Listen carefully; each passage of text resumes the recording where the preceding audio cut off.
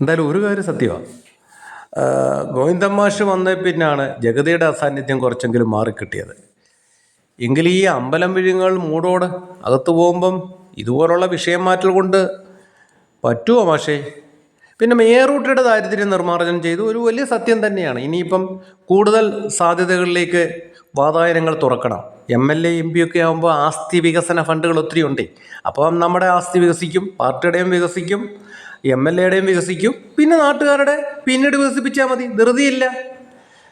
പിന്നെ അല്ലെങ്കിൽ ആ മാംദാനിയെ ഒന്ന് രാജിവെപ്പിക്കാൻ പറ്റത്തില്ലേ? മാംദാനിയൊക്കെ പ്രചോദനം ഉൾക്കൊണ്ടത് മേയർ റൂട്ടിൽ നിന്നാണെന്നാണല്ലോ സഖാവ് പറയുന്നത്.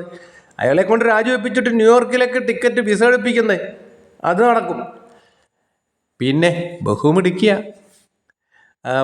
കോവിഡ് സമയത്തൊക്കെ പൊങ്കാല പ്രവർത്തനങ്ങൾക്ക് ശുചീകരണ തൊഴിലാളികൾക്ക് പൊറോട്ടയോ ചപ്പാത്തിയോ ഒക്കെ വാങ്ങിക്കാൻ 4 ലക്ഷമൊക്കെ എഴുതിയെടുത്തെന്നൊക്കെയാണ് നാട്ടുകാർ പറയുന്നത്.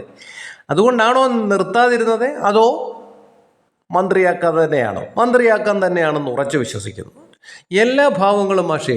അതുപോലെ തന്നെ കണ്ണൂരെ ആ ദിവ്യമാടത്തിനെ പരിഗണിക്കാഞ്ഞത് അടുത്ത തവണ മന്ത്രിയാക്കാനാണെന്ന് കേൾക്കുന്നു.